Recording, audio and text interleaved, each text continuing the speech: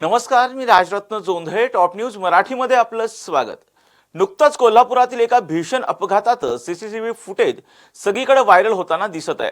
या फुटेजमध्ये भरधाव वेगात आलेली एक कार अनेक गाड्यांना धडक देऊन पुढे जाताना दिसत आहे.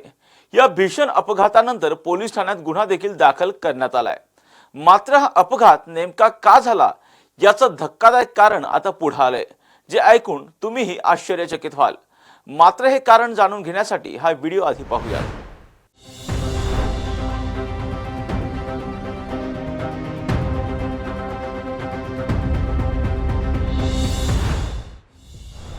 हा अपघात कोल्हापूरच्या BSNL टावर पासून टाकळाकडे जाणाऱ्या रस्त्यावरील उड्डाणपुलाच्या जवळ झाला. अपघात झालेली कार 55 वर्षीय धीरज शिवाजीराव पाटील हे चालवत होते. ही कार उड्डाणपुला शेजारी लावलेल्या अनेक वाहनांना धडकून पुढे गेली. चालकाचं नियंत्रण सुटल्यामुळे हा अपघात झाल्याची प्राथमिक माहिती मिळाली होती.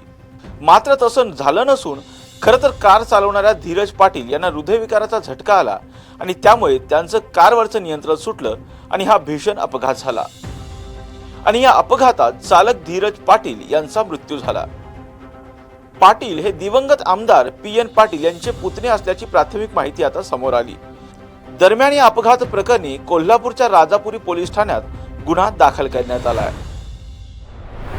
या अपघाताचा व्हिडिओ व्हायरल झाल्यानंतर सोशल मीडियावर तुफान चर्चा होताना दिसत आहेत. या प्रकरणी गुन्हा दाखल झाला असल्यानं नेमका अपघात कोणत्या कारणाने झाला याचा तपास पोलीस करत आहेत.